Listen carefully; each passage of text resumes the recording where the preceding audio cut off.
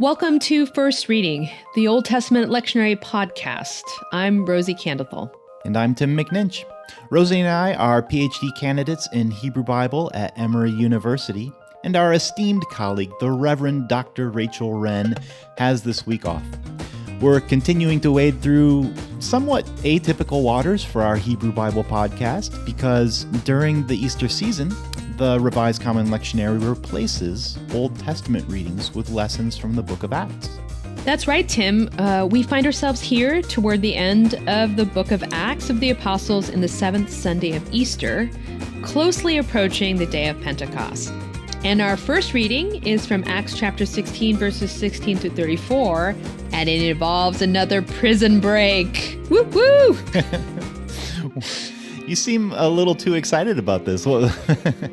What's the story? What do you mean by another prison break? Oh, come on, Tim. Get into the spirit. It's orange is the new black. I can't resist raising the roof a little on a prison break in the Bible, right? And I hope our listeners get a little bit excited about that too, because who can resist the drama? Paul and Silas in this story have been thrown in prison on a trumped-up charge of disturbing the Pax Romana, and they get busted out of jail in a most amazing way. And yes, the heroes of Acts have a pretty serious pattern of getting broken out of jail by higher powers. I mean, we've already had two of these in the book of Acts, right? So Peter and John get busted out of jail in Acts 5 by an angel of the Lord, and in Acts 12 again, the angel of the Lord has to literally shake Peter awake before he gets busted out of prison once more. So we have got a pattern of heavenly jailbreaks among the saints, and it's Paul and Silas's turn this time. Awesome. All right, Rosie, take it away. What do we have here? Acts chapter 9:16 begins a first-person narrative, and it starts this way. So one day, we were going to the place of prayer. And although we don't know for certain who the author of this pericope is, we're immediately drawn into the story by what sounds like a personal testimony. Yeah. So that helps us to begin to picture the scene. We're right there in the middle of the action. Right. And we'll probably just call the narrator here Luke, a traveling companion of Paul's and firsthand witness, as that is who is believed to be in the tradition, the author of this text, and certainly how he holds himself out to be in this reading. Luke is telling the audience that he, Paul, and Silas were on their way to the place of prayer when they encounter a girl who had a spirit of divination in verse 16. Mm-hmm. Now, a little bit of background on Silas. He's first mentioned in Acts 15 when he is sent as a delegate from the Jerusalem church, along with Paul, Barnabas, and Judas Barsabas, to report to the church in Antioch the results of the Jerusalem conference. He's already pretty prominent, and that's why he's named there. Silas is named a prophet, and in Acts 15, verse 32, he's said to have encouraged and strengthened the believers in Antioch. So Silas has a pretty significant profile before he joins Paul more formally as one of his missionary companions.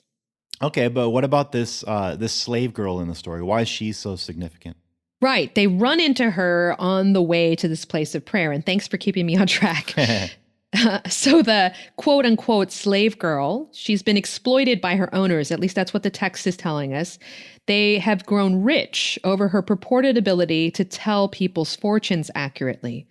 And this turns into an exorcism story, but one which really is different from the pattern we've encountered in the Gospels. Ah, interesting. How so? Well, for one, the spirit's not identified as an evil spirit, as we've seen in the Gospels. In the Greek, the spirit of divination is literally a pneumopythonus, so literally the spirit of a python. Huh. And that reference to the python is to the python that guards the oracle at Delphi, and in mythology was killed by the Greek god Apollo. Another difference from the pattern that we're used to in the gospel is that what this girl prophesies is true. These men are servants, douloi of the Most High God, who proclaim to us a way of salvation. That's what she's saying in verse 17. And there's no argument there. This is exactly what Acts tells us as well. It seems that the girl with a spirit is verifying this claim through an otherworldly manner. Another interesting play here is that this is a, quote, slave girl who's owned by masters. She gets no profit for her work of fortune telling, and that money goes to her owners who have gotten rich off of her labor. Mm-hmm. But she identifies these men Paul and Silas as owned too. They're douloi. So they're servants or slaves of the Most High. So there's a real dark play in these words that I'm picking up, and it seems to drive Paul crazy too, because she keeps this announcement up for days, following the men around and making this announcement in public squares. Yeah, that's so fascinating. Yeah, I definitely think so, especially if we take up this idea of exploitation of human labor and liberation that this story might be touching on as well. Yeah, let's definitely pick up on that when we talk about preaching angles. But take us through the action of the story. Right. So I was saying that the story deviates from patterns of gospel exorcisms, right? So here that's apparent in that there's no dialogue between the Spirit and Paul, as we've seen time and time again with Jesus and the demons. There's usually a little bit of a back and forth. Mm-hmm. Instead, Paul's simply exasperated after days of this Spirit speaking through this girl, and he simply turns around and orders the Spirit out in the name of Jesus Christ. There's no demonstration of the Spirit's departure, no reaction from a crowd of amazed witnesses who then come to believe. The exorcism itself does not lead to the spread of the gospel, as other miracles in the book of Acts do.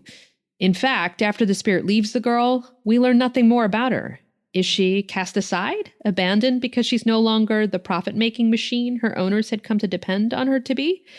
Does she become a part of the Christian community, as, for instance, the Gadarene demoniac becomes? We don't know. She's lost to us at this point in the narrative, but she becomes the reason why her masters, furious over the money they won't get off exploiting her as a fortune teller, that's why they decide to take Paul and Silas to court. And like you said, they charge them with disturbing the peace. And it looks like that turns into a pretty violent mess here. Right. So Paul and Silas are charged with serious crimes in the Roman colony of Philippi, in that they are accused of disturbing the Pax Romana as Jews and people touting unlawful practices and customs. The crowd begins to join in on the accusations, and the local magistrates, eager to calm things down so they don't get into further trouble with the Roman authorities, they decide to order the men stripped, beaten, and flogged before they are locked up in jail. Sheesh, that sounds like a pretty severe punishment. Yeah, I think as I was reading it too, I was reminded of how physically punishing this was, right? So the details are important. These are severe physical punishments, right? So they're likely broken and bleeding by the time they are incarcerated, which is one more reason why it's extraordinary to find them singing hymns in verse 25 at midnight. It's an extremely evocative scene, and other prisoners are listening to them singing, and then all of a sudden there's an earthquake. An earthquake? Yeah, and this is when things get really exciting, right? Everything is shaking. That's what the text says. The prison doors open as a result, and the chains get unfastened in the ruckus. The jailer, discovering that the prisoners are loose and knowing that he will forfeit his own life if any of them escape, he's about to kill himself to avoid execution. But Paul shouts in the middle of this, "Don't do it. We're all here." Wow. Such a thrilling story, right? So much drama. Yeah, especially as you slow it down and hear all of these small details. The jailer falls down shaking before Paul and Silas, and you can understand why. And in response to what's just happened, he asks this important question: what must I do to be saved?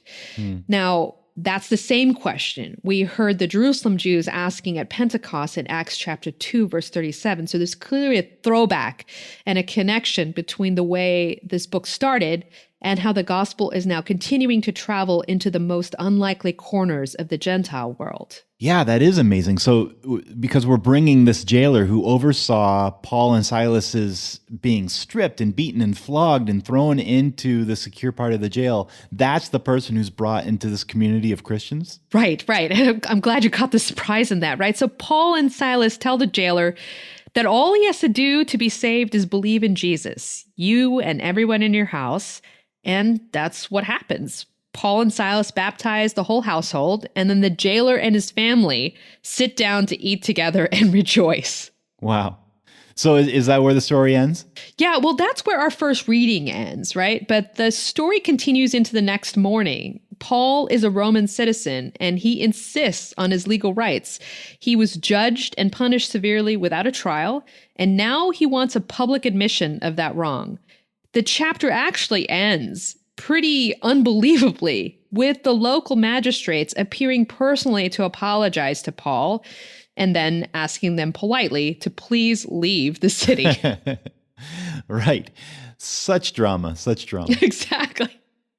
So I imagine that such a great story like this would probably lend itself quite readily to preaching. What do you think? Yeah, I mean, I definitely think so. There's lots of preaching angles to take on this one, not least because there's so much drama here that deserves dwelling on. But I myself, as I was preparing for our podcast, was wondering especially about this girl who's exploited by her masters and then, seemingly discarded, not only by those who we might expect to do that, the masters who profited from her work, but also by the Christian community. I don't know for certain, but we have a pattern in the Gospels that this story deviates from. We often see those who have been exorcised being incorporated back into the Christian community in some way. They're rehabilitated. And I wonder about what happens to this girl. Coming from our context, where you and I are sitting, Tim, we're both here in the American South. And the story might invite consideration of our own complicated history with slavery and Christian entanglement with the exploitation of humans, not just then, but also today. The story certainly bears the marks of liberation, the freeing of prisoners and the breaking of shackles. But who does the story include? And who does it forget? For instance, this girl. Yeah, so I mean, that's something I've been dwelling on. What do you think, Tim? Yeah, I think this would be ripe for a kind of like midrash on what happened to this girl and what are some of the imaginative possibilities for how her story could have unfolded. And why is it that such things are not preserved for us in this form of the story? Right. Well, great. Do you have any particular preaching pitfalls that you want to draw to our attention? Yeah, I mean, I think it's easy, as with a lot of these stories we've been talking about in Acts, to preach this as kind of a happy ending. It's got that feel to it. It's the kind of story that I remember from childhood days, right? From Sunday school classes, where it just preaches for kids in that way, right? But I think that could be a pitfall here. Preaching in the American context, and especially for adults, I think should include some consideration of the themes of injustice that are in this passage, the themes of exploitation, violence, and incarceration, which are also here. And I'm not just speaking as a former public defender from New York City, but as a Christian who remains troubled by what I see here in the story and in our own modern world, in our systems of justice and ongoing injustice. Yeah, I think that's really helpful to remind us to read these types of stories through the lens of our own context and the issues that we're facing in our own society. Turns out that not a lot changes over the millennia. Well, thanks so much, Rosy. That seems like a great place to leave off for today. Thanks for your work in preparing that and helping us see some new things in this text. Thanks, Tim. That was pretty fun. We hope that this has been a helpful conversation for all of you, dear listeners. You can find back episodes of the podcast on our website, firstreadingpodcast.com. While you're there, check out our snazzy merch or make a donation to support the podcast with our very friendly donate button. We really appreciate your support to keep this resource going. Our gratitude also goes to Trinity Lutheran Seminary at Capital University, which is the home institution for our co-host, Rachel Wren. They've given us a grant that we've used for all sorts of goodies like microphones, website costs, that kind of thing. So helpful. And finally, we'd love to hear from you. How are you using the podcast? What are you finding helpful? Are the things that you'd want us to change? You can always interact with us over on our Facebook page, or you can send an email to firstreadingpodcast@gmail.com. Until next time, I'm Tim McNinch. And I'm Rosy Candleton. Thanks for listening and have a great week.